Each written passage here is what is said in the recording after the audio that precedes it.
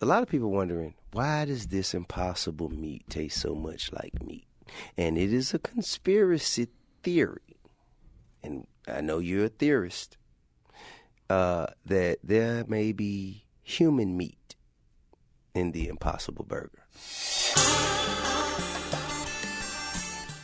Now, this is a theory, a hypothesis, and I want to remind people that what we're discussing here are theories, a lot of which we mix facts in the middle of a lot of theories. But it's smart, and it's good to be able to ask questions. Educated guesses is what we're doing. Well, I know this. But Bertrand Russell said we'll use diet, injections, and injunctions to control and dumb down the population, and we'll make a revolt against our elite program as possible as sheep revolting against the practice of eating mutton. Guess what? I can go with that because I see that happening today. Let's expand on like the impossible meat. Is that company, that corporation that runs the Impossible Meat, that runs the Impossible Burger, that has been broadcast all over for the Impossible Whopper with Burger King, is that not headed by Bill Gates, who also has an initiative for population control? Bill Gates is involved with Monsanto. That's a heavy owner of that so-called mega burger company. And the Queen of England owned the other one. She just sold it. But if you want to expand on that, her husband, Prince Philip, said we need to exterminate all the black people. But he said that's not enough. We need to get rid of everybody. And you can pull his quotes up. And so what I'm saying is, But the question, Trump didn't get the message. He gave Barron a vaccine, and Barron got autistic but got better. See, Trump wasn't part of the establishment. This is the one time we weren't talking about Trump. I know, but you brought him up. I've only brought Trump up because, see, Trump, remember, first said we're giving too many vaccinations. There's a problem. So, but then he backed off of that. And that's one reason I'm pissed off at him. But you're absolutely right. I apologize. Check this out. I'm asking, okay, because a lot of people wondering, why does this impossible meat taste so much like meat? And it is a conspiracy theory, and I know you're a theorist, that there may be human meat in the Impossible Burger. Here's real meat and human meat. And they say that a lot of the derelicts, homeless people, and other missing cases that have gone cold could be the basis of the Impossible Burger. Well, let me give you what we know. The movie Soylent Green with Charlton Heston back in the 1970s is where people are being euthanized, they're dying, they're being killed, they're being run over by tanks, and they take them and they mix them up, and they feed them back to people. And now they've got ads all over L.A. saying cannibalism's good, and they've got professors saying humans are bad. We've got to start killing each other and eating each other. What? And the Pentagon is training to, quote, kill zombies in an apocalypse, which is a drill for mowing down groups of starving people.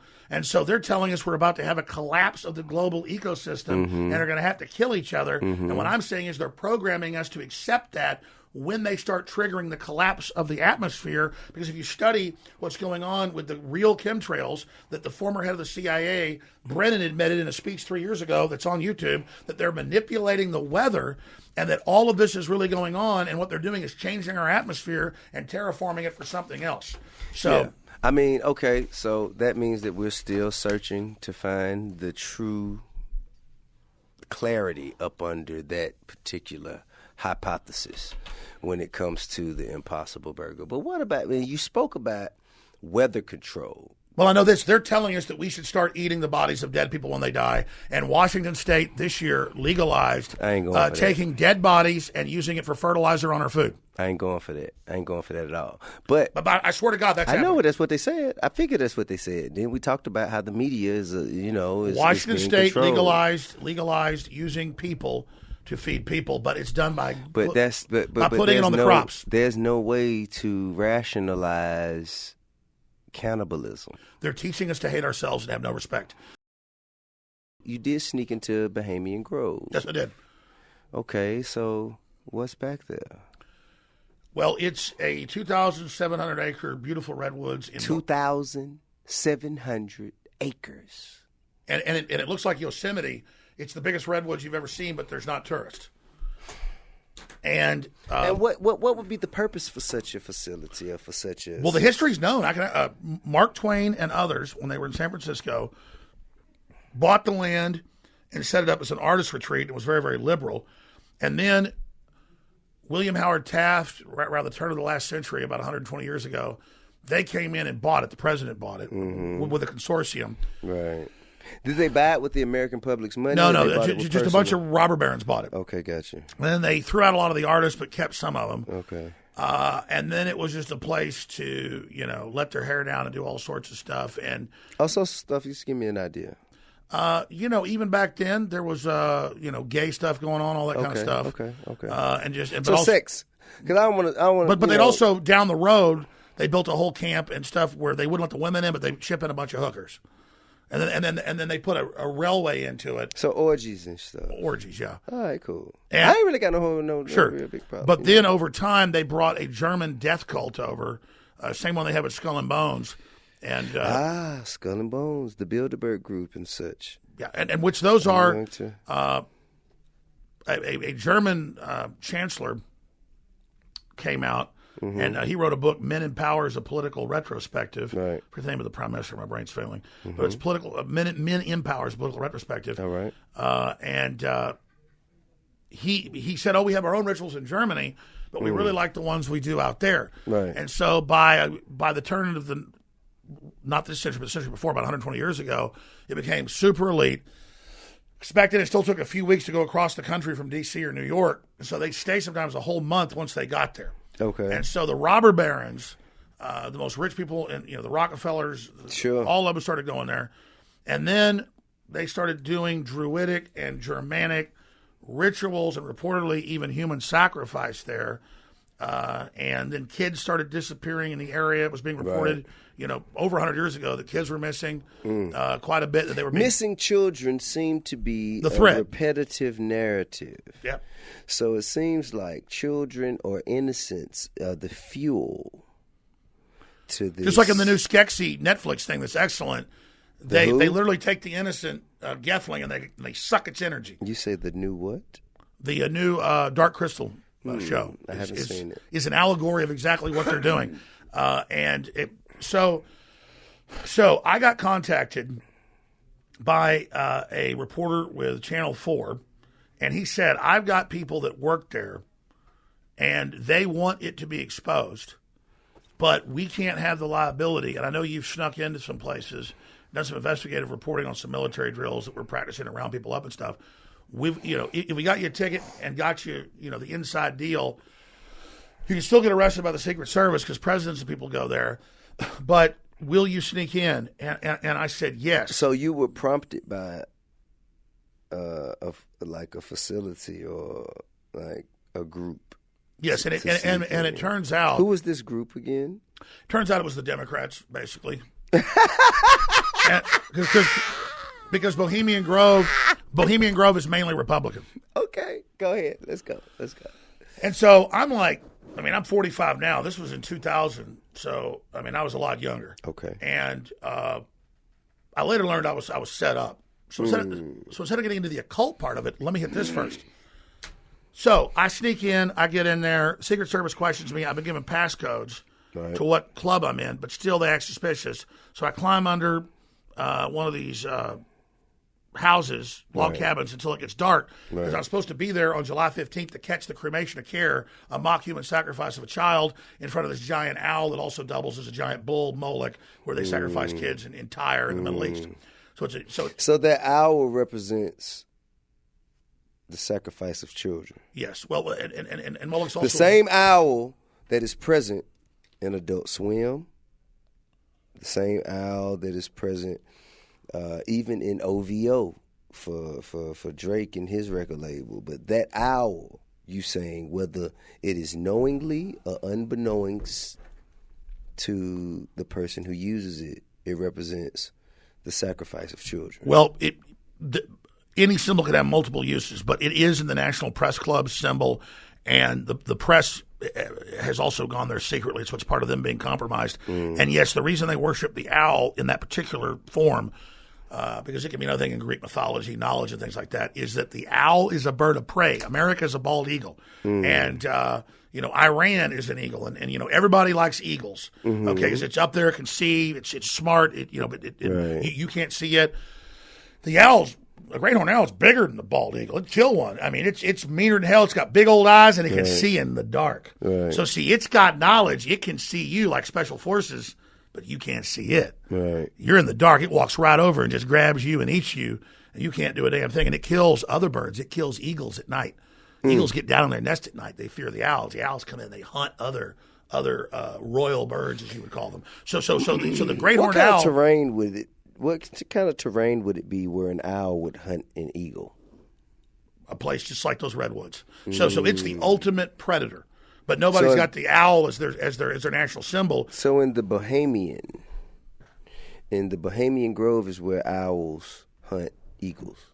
Basically. Or terrain such as that. And so it's all a play on that, like, hey, we're the real bird. I got you. We only operate in the... So you think this American bird is the bird you need to be looking out for, but in actuality is really this one. Yeah, it's saying our national bird is really a great horned owl. Right. Twice the size of a bald eagle. And I mean, have you ever seen one? What did you see when you broke in? Let me tell you, sometimes in Austin, we've got these great horned owls. You got them here too. You'll be walking sometimes in the woods. You look over at the edge, and there's one sitting up at the top of a tree, up out of the brush, just looking at you. It's got eyes like that big. Yellow eyes. Yeah, it looks like Batman. It's scary as hell. Yeah. Anyways, it's one of the scariest things you ever see is when you look over, you feel it looking, you look over, and there's that great horned owl, those big old yellow eyes. But that's what you saw. Well, they've got a 50-foot tall stone one, and they bring a child to it. And then they have the priest all out in front of it. Did you see a child? Yeah, they brought a child in effigy in. You saw that? Yeah, I hid out. I crawled out, but then later I learned what happened. Wait a minute! Whoa! So you actually hid out. You looked and you saw a child be brought to a 50-foot statue of an owl. Well, they said it was a mock child, but yes, they said it was a mock child. But the thing is, they put all their troubles on the child, and then the deity. And at that time, Walter Cronkite was still alive. He did the voice. So, but theater all comes from rituals. So theater, the priest would get up and do theater as part of the rituals. So we're in the church, out under the redwoods, around this little pond. They're in front of it. It was people who broke in with you? No. There's all the members are watching. But you said we. You said we were. No, we're all there. I'm there with the people watching it. And but you're in hiding. No, I've come out at night. I get in during the day. They question me. It's still 3 hours till night. I cover it all in my film, Dark Secrets Inside Bohemian Grove. It's free online. All right. There's another one called Order of Death that has the latest. And again, people can find it all free. They've tried to take it off YouTube. So you snuck into Bohemian Grove. You were basically caught and questioned and allowed to stay to witness a ritual. I was about to say, you're really smart, or did you do your homework? Because you're both. I didn't understand this till later. Okay. So yes, I'm given a passcode. All right. I think when the Secret Service questions me, that I acted confident, they just let me do it. But the truth was, they were just going through checking everybody, and they had the head sheriff there and everything. They were looking at me, and they let me go. I climb up underneath a log cabin, wait till it gets dark. Starting to get dark. I come out. They're all feasting under these giant redwood trees. Feasting? What do you mean? What would they eat? They're all at big, huge picnic tables under giant redwoods, like a cathedral. But what would they eat? Like prettier than any national park you've seen. I mean, they're out there eating steaks, whatever. I'm not getting down there with them. I come down out of the hills. You didn't see what they were eating. Do you know that they weren't eating children? No. This is all archetypal. Okay. This is only the first gate. Because they bring thousands of guests to this. There's about 1,000 members. They bring about 1,000 guests. It's 2,700 acres. So, but let me expand on that. It's basically the size of a fucking capital city. Yeah, and so it's a mock human sacrifice. They say mock human. Well, and I'll describe that. Wait a minute. Who would find it necessary to mock a human sacrifice? Well, sure, mock has that meaning as well, but mock means simulated. Okay, who would have it useful to them and beneficial to them? It's like a mock-up. To simulate. Well, they're doing it to see if the guests they've brought are into it. Huh? But the members are really getting off on it and going, while they do it, and then they bring in a hearse. They bring in a So that must mean that they bring a wagon drawn, a black wagon with a child in a coffin. Okay, and then a live child. They no, it's I was 150 yards away. Okay. In the woods watching this. Okay. With the people down below me. But you 150 yards away in the woods. This is like a devil worshiper movie where the kids climb over the hill and watch a human sacrifice. I understand it. So this really happened. I understand that's what you're describing. I'm just trying to clarify for my own understanding. Listen. So you're saying you were 150 yards away, hiding in the woods, watching a mock sacrifice of a simulated sacrifice of a child in a black wagon brought in a casket.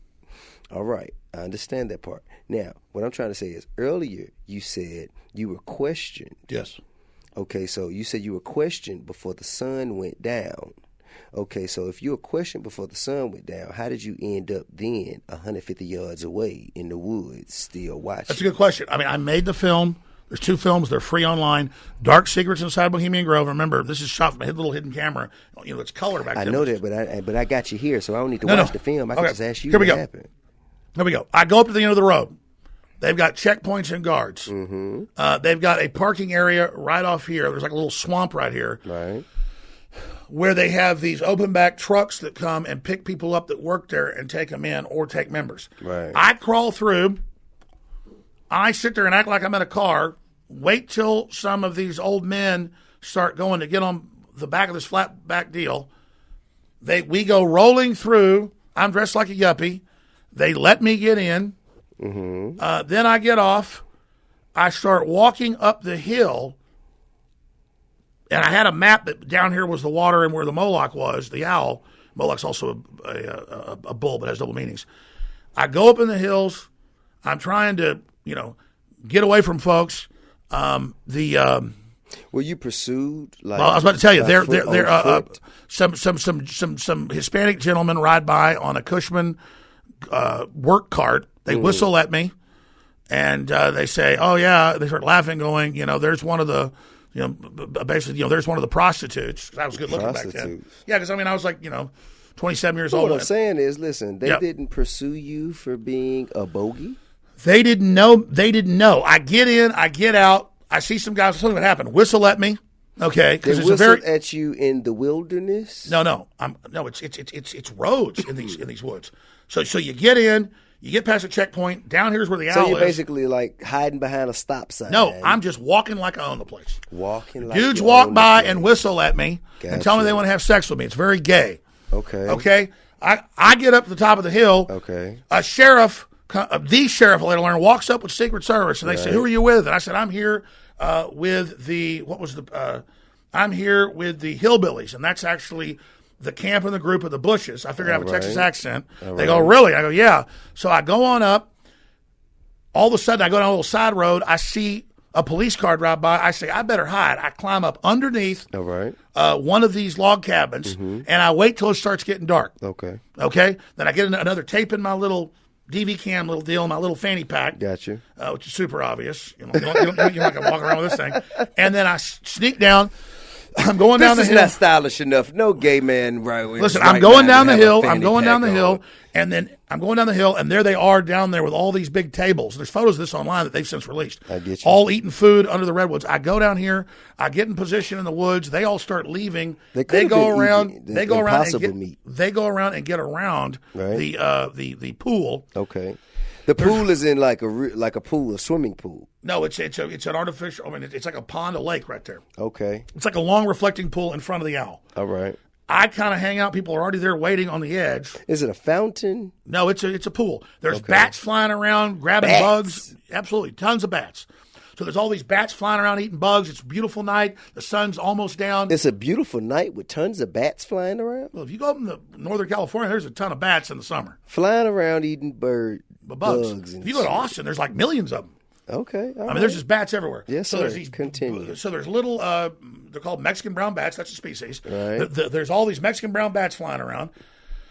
And I have no species because Austin has a record number of them as well. That's what lives in the southern part of the United States and the West. Okay. And so we're sitting there. And this is what state? This is Northern California. Okay, Sonoma County. Okay, go ahead. You can go there on July 15th. There'll be a bunch of protesters outside. You know what? Guess what? I'll pass. Well, go ahead. Let's hear more. And I'll tell you a story. I'm walking by, and I've told this once, but I don't like promoting this stuff just from either side. All right. Danny Glover's there. Oh, shit. And he's talking to folks and everything. And then I'm walking by to go down when they're breaking up from the meal to go down to the pool where I know the Owl's at. And I hear some old men that look about 98 call him going, "What's that guy bleeping N-word doing here?" So I actually did hear that while I was there. And Danny Glover heard them say this? No. I'm like, I'm trying to like not be seen here. And there's Danny Glover. And then who was Bill Clinton's top advisor? Later I saw him, one of the most powerful guys in D.C., Jordan, whatever his name was there. Those are the only two black guys I saw. And but Danny Glover was there, an actor. And I heard, just because I was like, that's Danny Glover. I'm trying to not be seen. I'm in the crowd. Right. And I hear these old men going, bleeping, you know. So I did actually hear some racist stuff there. Right. But you still saw black people there. So racism, I saw racism even exists in, like, Satanism. Yes, I mean, I'm just telling you. Even within Satanism, I'm like, there's Danny. I'm like saying, there's Danny. That shit to me is bewildering. Even if we have all come together to agree to worship a dark being by the name of Satan, even if we've come to do all of these things, there is still a dividing class, and people still will call me a nigga. We can't just all be Satan worshipers. You know what I'm saying? I don't think Danny Glover. Am I not in a superficial, extraterrestrial, outside of my human form being when I become? So I'm still considered a nigga, even when Tim, I become. I only told that story because I get knowing you're being targeted and then wanting to point it out so people stop doing it. Right. I'm just getting to the fact that. I only brought that up because it's true, and that was something that happened. I mean, I appreciate you bringing it up because it provides a certain level of insight. But listen, I don't want to slander Danny Glover. No, we're not slandering Danny Glover. No, you're not. Because you're not even saying that he's there. I'm going to take it as though you look saw like Danny someone Glover. who looked like Danny Glover. But I want to be clear. I looked it up later. He's an guest. But let me tell you, I knew Charlton Heston. He wasn't bad. And I also love... of course, one of the greatest actors of all time, Clint Eastwood. Clint Eastwood is a member. What I'm trying to explain is... What is the purpose of the group? What is it's their all mission? Thinly veiled. It was started by Mark Twain. But what's their mission statement? So they get all the top actors, and they get the top musicians. The Grateful Dead is played there, and a lot of them aren't getting what this ritual is. It's a Faustian German death cult ritual. May I ask, what's their mission statement? Their mission statement is weaving spiders come not here and forget about the cares of the world and do basically a voodoo ritual. But I don't say that from Africa. That's just a common term of where you put something onto something else. Like they used to have spirit sin eaters in old Europe and England where they'd have somebody where somebody died, you put a piece of bread on their stomach, and a sin eater would come and believe that they ate some of the sins and take some of the bad mojo. That's basically the same as voodoo. And so they do voodoo there, and it's a ritual where you put all your cares onto this child that you give to the idol, and they take it very seriously. But the way it was described to me is a lot of people that go to it, it's a place to party, hang out, talk about stuff. Not everybody's having sex with dudes. There's a bunch of female hookers. I'm sure if you want some pussy, if you care about pussy, you can get some. Well, no, they keep the women in a whole bunch of nice little hotels, literally at the end of the street. Right. So about 400 yards down. But the women aren't invited to the... No. But about 400 yards down the street... You got to leave the ritual to go back and get you some pussy. There's a golf course, and there's about 10 little motels. And, man, you walk in there, they got jets landing from all over the world. All the top hookers and porn stars are there. Yeah. They're all just 400 yards away. So let me ask you, why weren't you arrested? I am not confessing here because I didn't know this till years later. I'm going to tell you. But you saw it, and I'm not kissing your ass, man. I'm impressed. Because unless you've heard me tell this before, did you know that I've explained that I was set up? I ain't told shit. I ain't heard, no. Okay, I'm impressed. All right, I only figured this out years later. All right. Okay, there's a really nasty dude named John Ronson. I shouldn't even give him attention here. People know he's nasty. Kind of I don't know. Like if you're entering a harbor, they put a buoy where there's rocks. I'll bleep his name out. No. Do what you want. The guy that acts like this fake little liberal loving guy from England and all this stuff. Yeah. He's the guy that I'm there covering how everybody got murdered at Waco, and I'm there, and 60 Minutes is covering it. This is like in 1998. Mm-hmm.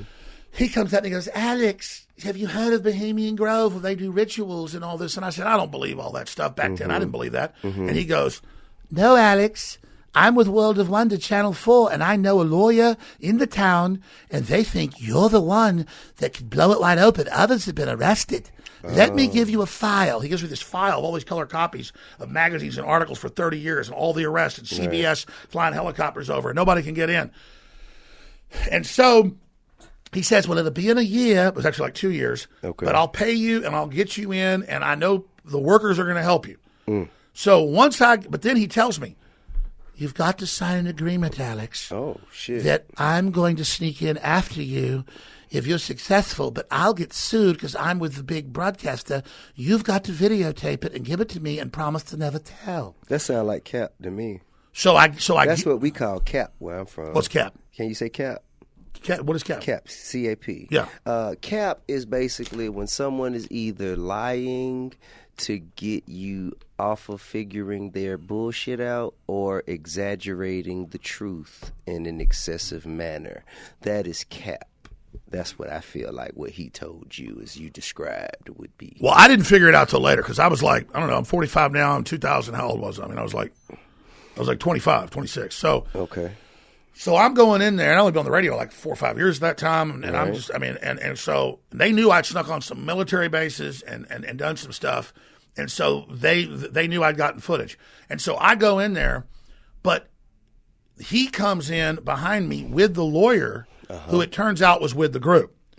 So this was some weird revelation of the method, but later I thought it was them letting me in. It wasn't. They got really pissed. Turned out Harry Shearer, famous comedian and actor, he was somehow involved with Ron Sin, and they believe they could only make a movie about it and other things once they had gotten footage, but they wanted to use me as the puppet or the drone or the decoy to go in and get it. So I go in, I get the footage, I get it to them. They put it out all over the world. It's a big hit. And 3 years later, I get calls. He's on C-SPAN with Brian Lamb, saying, Alex wasn't the one that snuck in. I'm the one that did it. So then he's on Coast to Coast AM that night, next Art Bell's show. You think he was potentially there as well while you were there? No, he was there. He was, okay. He made me sign an agreement that he was going to pay me to fly there, give me the contacts, get me in with workers there. But really it was people involved in managing it, but not the members. Okay. It was Democrats in the locals trying to set up the Republicans, hoping I would get dirt on them. So the Democrats are behind all this? Or let's probably MI6. Oh, I mean, British. Well, MI6. What's the difference in MI? So MI6 is the British. That's the British CIA. Yeah. Okay, cool. So the British CIA and the Democrats, they were behind all this. That is, I know it was a setup, but I mean, tell me what you think. Okay. So, and this is a guy that wrote all those movies like Men Who Stare at Goats and a whole bunch of other stuff. But the point is that he's a disinformation operative. So I go in. He says, I'll try to get in later with the lawyer if I'm able. Later that night, after I get out, he comes out and says, no, I was there too. Do you have the footage? And I'm like, yes. Okay. And they're just blown away that it's happening and all the rest of it. And I later thought, they knew I was going in and the Secret Service just let me. But no, I was given real passcodes on the people inside that wanted me to get the footage for another faction to expose this other arm of the cult, where they basically, Epstein takes you to an island to compromise you in weird sex and stuff. They were taking people to Bohemian Grove to compromise them who weren't in the cult yet. So it was basically like a cult feeder. Okay. And so what made me mad about this individual was he made me swear to never say he went in or that I had a deal to get him the footage from the beginning. And then when it became so famous, he got mad and was like, I made Alex Jones, I made him so famous, which wasn't even true, but it did make me even more famous. It exploded. He then turned around and said, I really snuck in and got it all. Alex Jones didn't, and just basically burned me on that TV show and that radio show. I called into Coast to Coast AM with George Norrie. This is like in 2000 and, my God, that's got to be 13 years. That was 2003, 2004, I forget. Yeah, 2003 or 4. You can go find that original Coast to Coast AM if you want. And it's hard to tell stories. There's so much to go over. But I know he was on the show saying the same thing, but I knew the show, so I called the producer and said, let me on. Right. He starts apologizing once I get on air with him and said, oh, yeah, Alex, actually, I did pay you to go in there. But he was telling the world that I was a liar. Right. And that he had gone and gotten the footage when it's clearly me in the videos and me getting it all. Well, guess what? The fact that he admitted that on camera and it's documented, it works to your advantage, doesn't it? Sure. I just don't think like that, like a snake. And he's the guy that then did this fake NPR story that I beat up all these nerds in high school in Dallas, and then they kidnapped me and tied me up and knocked my teeth out. Guess what? The moral of the story is he's not here. Moral of the story is a goddamn liar. But he's not here on Expeditiously. Yeah. You are. I understand. And while you're here, I want to know. Well, let me ask you that. I want to ask you this question, and you can answer. All right, come on. So do you think the Bohemian Grove let me in, or I mean, he obviously got me in, but it was another group, a separate group that was wanting dirt on the Republicans because they kept asking me to try to get dirt on them.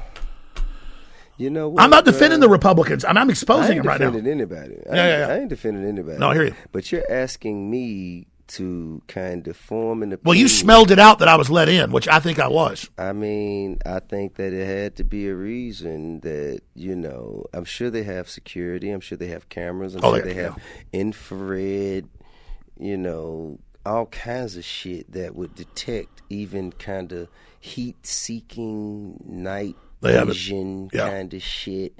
And I'm sure they have motherfuckers riding around on ATVs. They do. And I'm sure that shit is just as secure as the borders. So what was the point?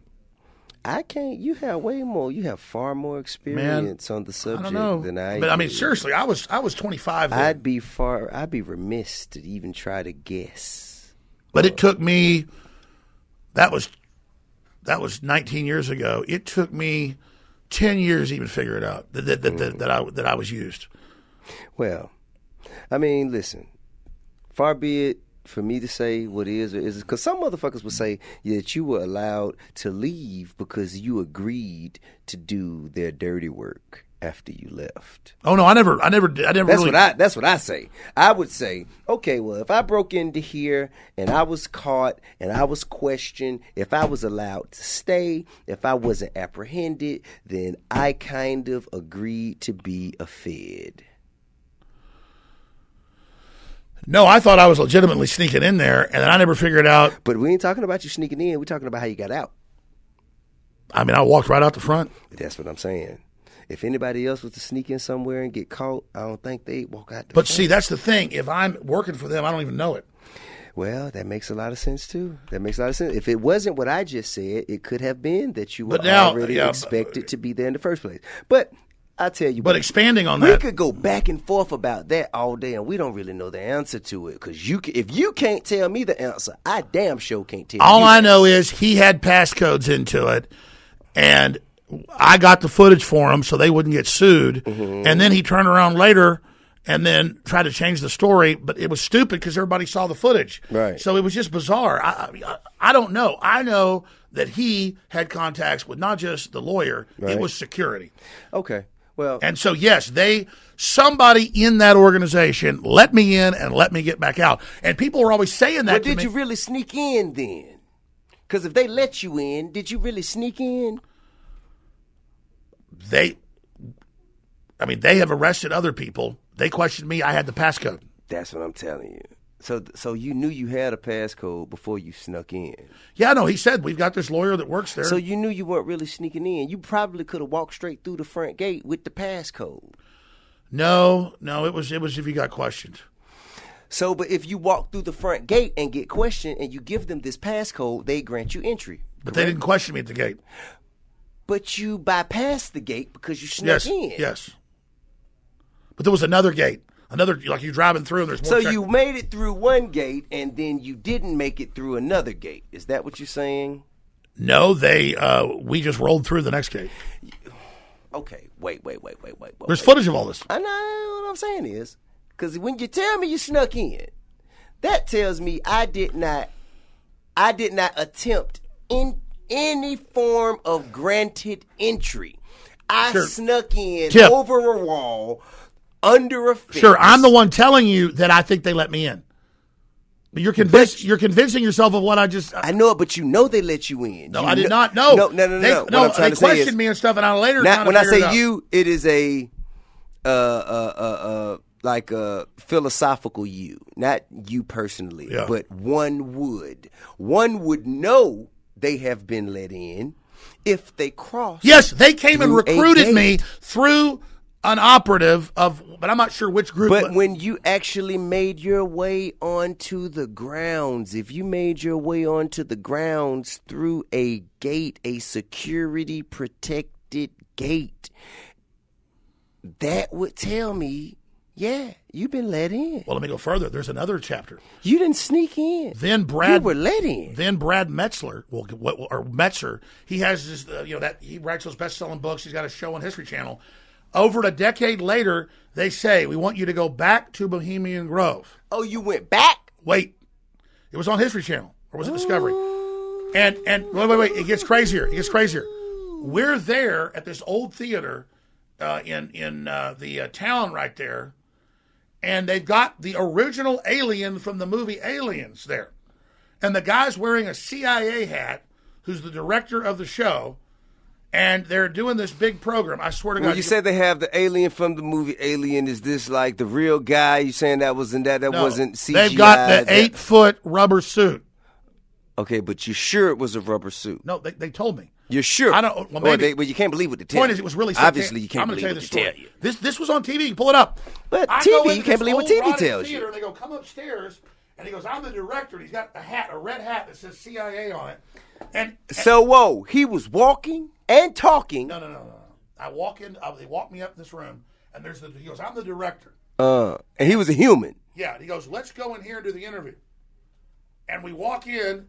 And I sit down to the interview, and there's curtains like that on the wall. He goes, what do you think of this? And he pulls back the curtain. They pull back the curtain, and there's an 8-foot alien from the movie Aliens. Okay. Scarier than hell. Okay. And he goes, that's the original Super movie Alien. What do you think about that? Uh-huh. And I'm like, these people are all really creepy. Well, wait a minute. They had a full bar downstairs. I feel like he was testing you to find out if you were creeped out by the 8-foot supposedly plastic. Well, I'll tell you what's scary now. It could have been a fucking carcass. Well, listen, It could have been an alien carcass. Well, listen, let's go further. Okay. So then they're shooting all day with me in there. All right. And then I go downstairs, there's a full bar, and the bartender starts threatening me.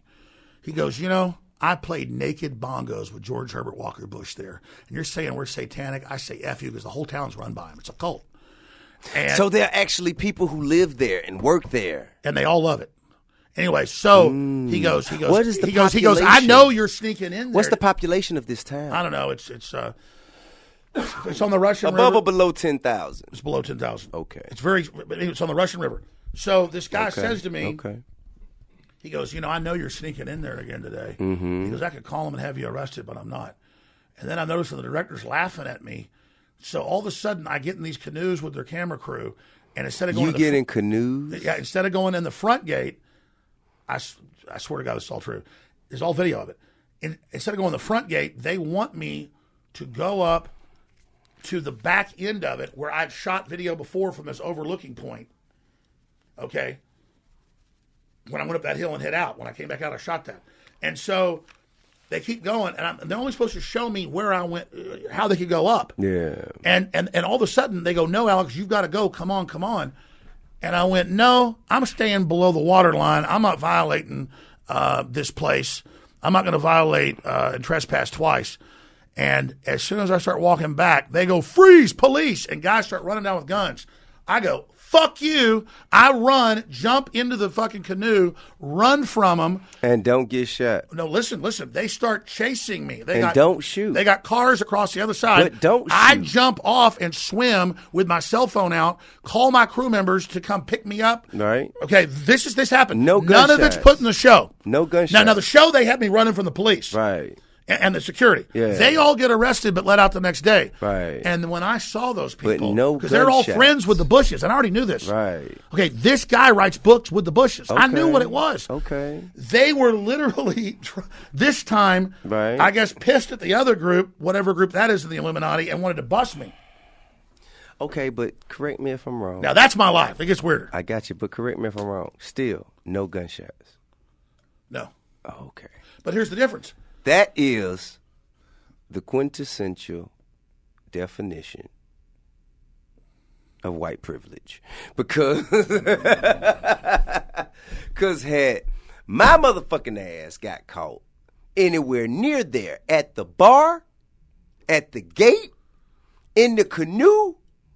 No. The bar is an old theater in town. The bar is an old theater in town. I don't give a damn where I was. But listen, aren't these when you said that that bartender had kind of snarled at you? Oh, he told me. That motherfucking bartender would have bust off caps at me, man. That shit would have been, you know what I mean? Well, that's what I'm telling you is that. I mean, I knew that. Do you not believe I knew that in Brad white Metzer, or whatever his name is, works with George W. Do you believe? It was all a big joke. Yeah, I understand. Yeah. And I appreciate you for that insight, because most of us, my people, would not have the opportunity to even, You know what YouTube's going to do? I want viewers to do this, please. Okay. Because I'm not allowed to be on YouTube. Okay. Go find the Bohemian Grove special from History or Discovery or whatever it is. Well, somebody type in Alex Jones, Brad Metzer, Mysteries or whatever, and he did shows with the Bushes. But what you want them to do? Huh? What you want the people to do? I want them to take everything I've said here for this, and you go find the footage and put it to it. I'm not making this up. And somebody can find that old theater with the actual. It's funny you say that. Trust me, they gonna pick this shit apart. Because let me tell you, hear me? That alien. It's funny you said that. I'm not just kissing your ass. When I looked at that thing, I remember. I don't know why I didn't take a photo. Maybe I have a photo on the phone somewhere. I remember looking at that thing, going, "Man, that looks even scarier than the movie." I was like, "Man, it was really good." And it's the alien from the movie. Yeah.